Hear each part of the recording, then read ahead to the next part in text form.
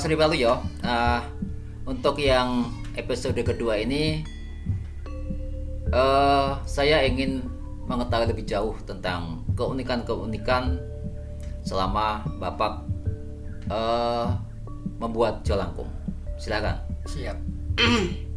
Jadi gini, Jolangkung sendiri itu punya karakter yang berbeda-beda.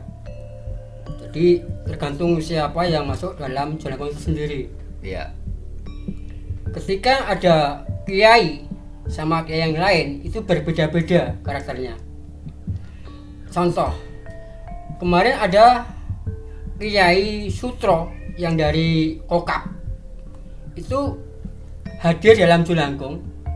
Itu unik sekali dan itu nyata. Waktu itu pembuatan Jolangkung itu di situ ada kondisinya hujan. Iya. Hujan kan.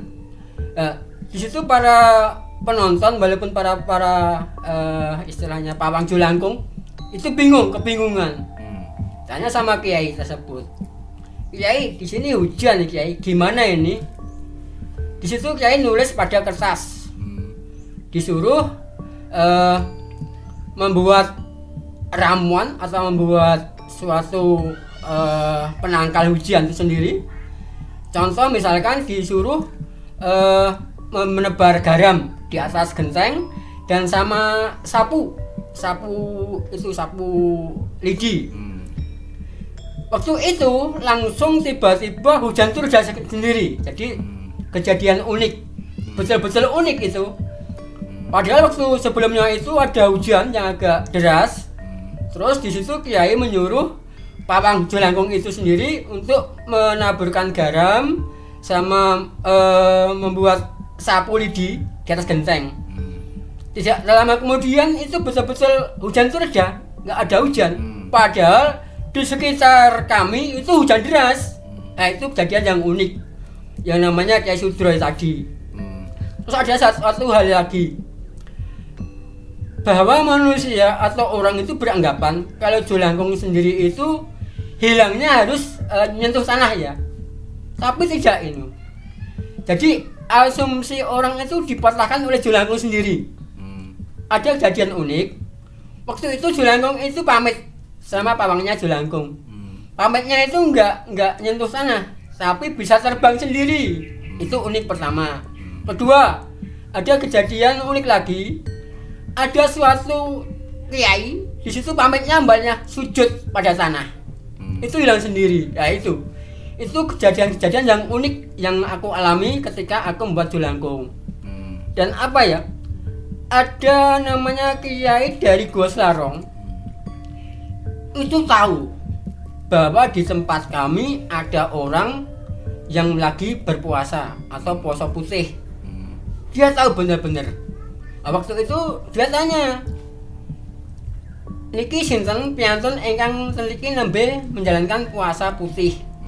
Nah, waktu itu dicari, kebetulan ketemu namanya Tugimin.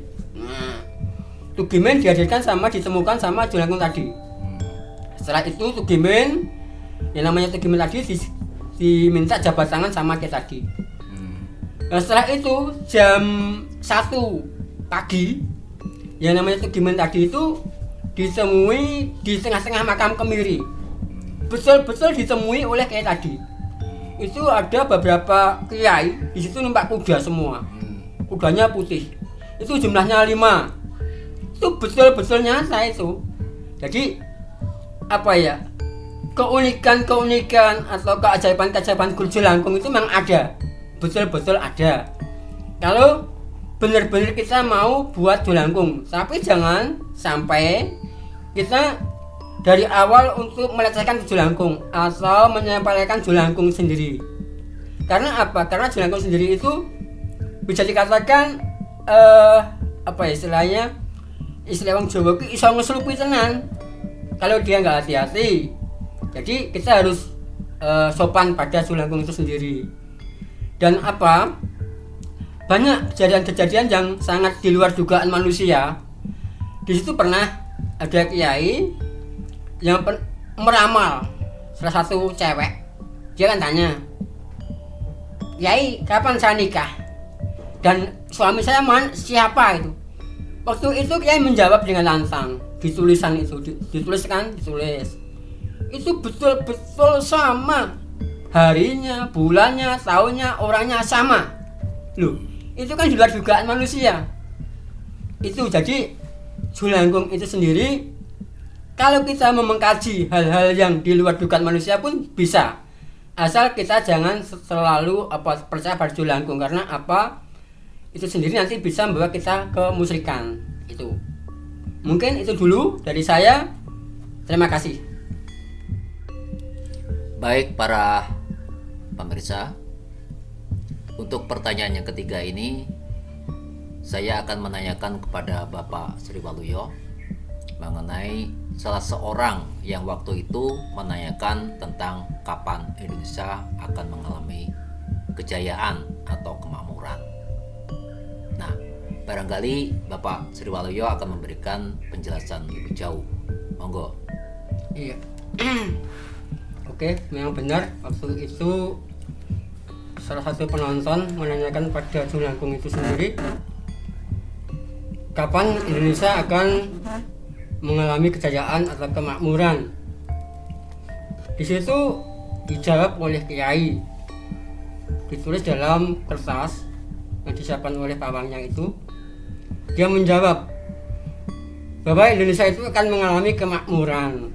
Itu benar sekali versi Julangkung. Pada tahun 2022 itu meramalkan Julangkung itu Indonesia akan mengalami suatu kejayaan atau suatu kemakmuran. Nah, terus misalkan perkiraan Julangkung itu sendiri pada tahun 2022 bahwa Indonesia akan mengalami kemakmuran, mudah-mudahan itu terjadi. Karena pada waktu ini, tahun ini Indonesia baru mengalami istilahnya pagebluk atau pandemi. Di sini seluruh warga Indonesia maupun seluruh tingkat dunia itu semua merasakan. Mudah-mudahan di tahun 2022 apa yang dikatakan Julangkung itu akan nyata. Mudah-mudahan ini kita sangat mengharapkan hal itu, dan kita hanya menanti. Mudah-mudahan itu akan terjadi. Terima kasih. Begitu penjelasan dari Bapak Sri Waluyo mengenai Jagating Jalangkung. Ini sampai di sini dulu bahasan kita mengenai Jalangkung. Sampai ketemu lagi di lain kesempatan. Terima kasih.